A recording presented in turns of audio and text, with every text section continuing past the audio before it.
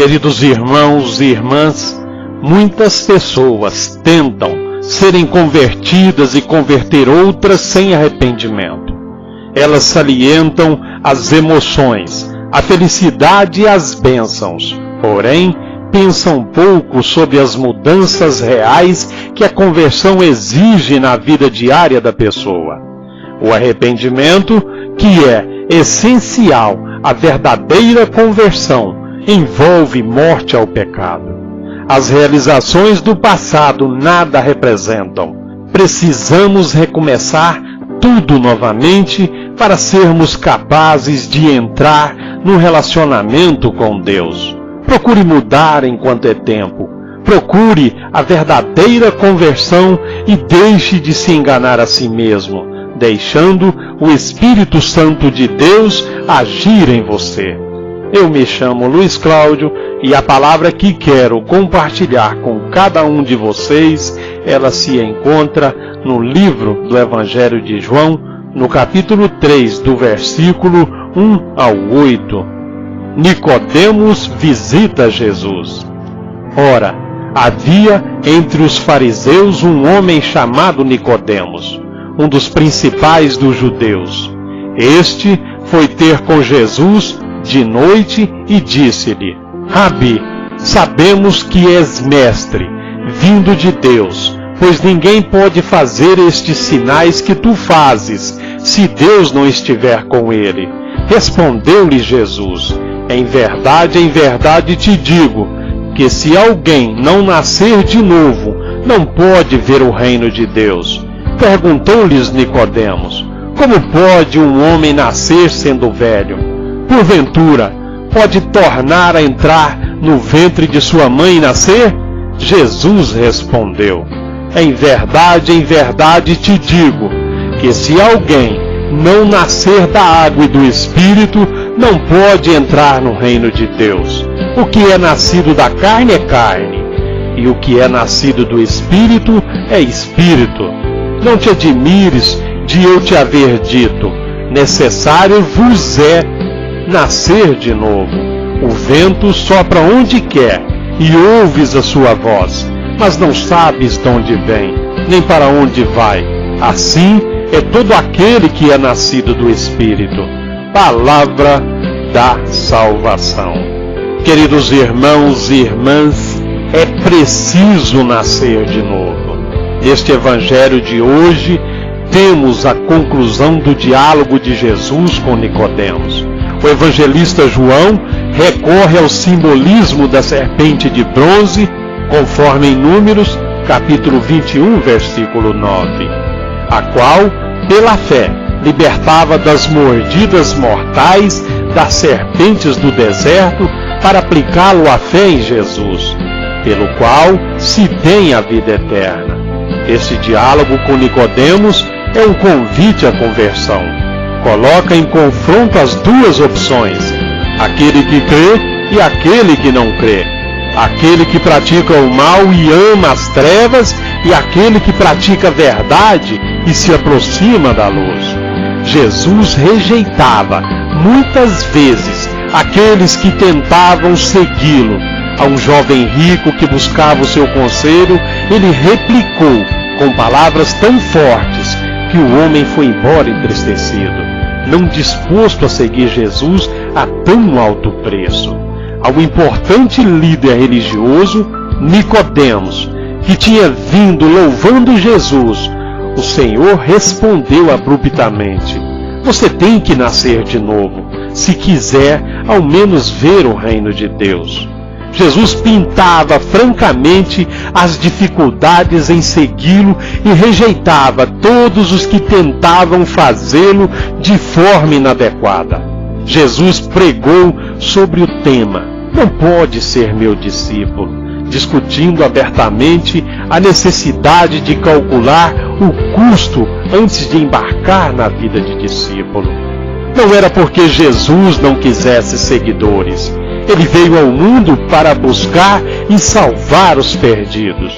Ele estava profundamente comovido pelas multidões perdidas e ansiava pela sua conversão.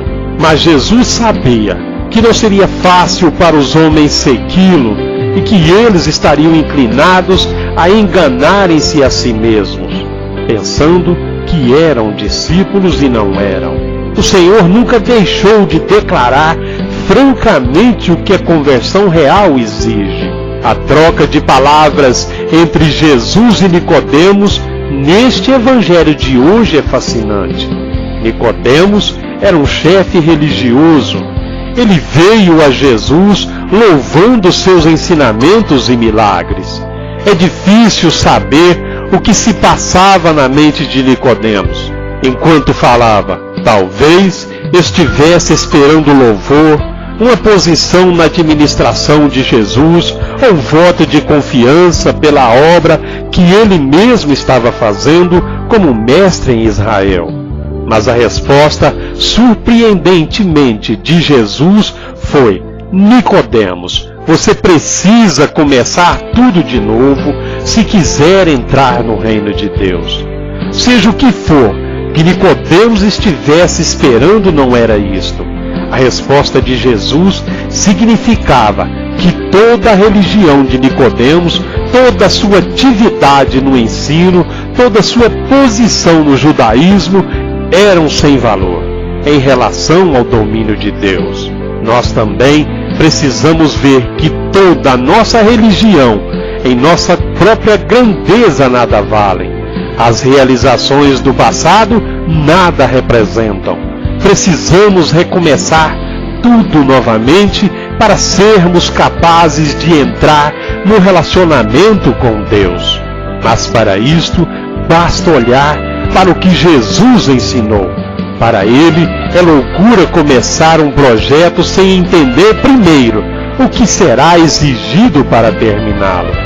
Ele ilustrou com a ideia de um homem que começou a construir uma torre, mas loucamente esqueceu de fazer um orçamento para determinar se teria fundos para completá-la.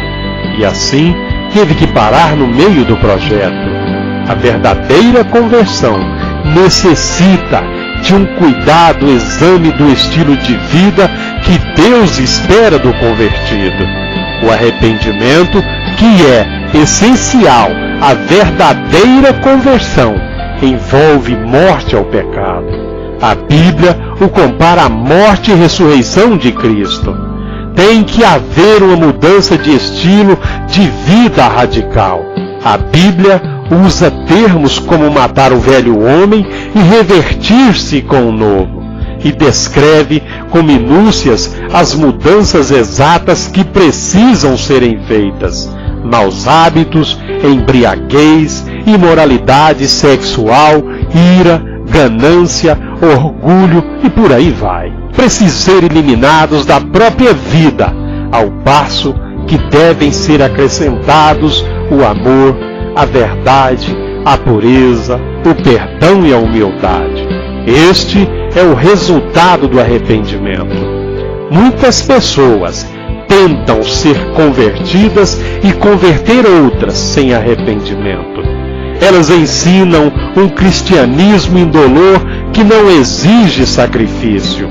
Elas salientam as emoções, a felicidade e as bênçãos, porém, pensam pouco sobre as mudanças reais que a conversão exige na vida diária da pessoa.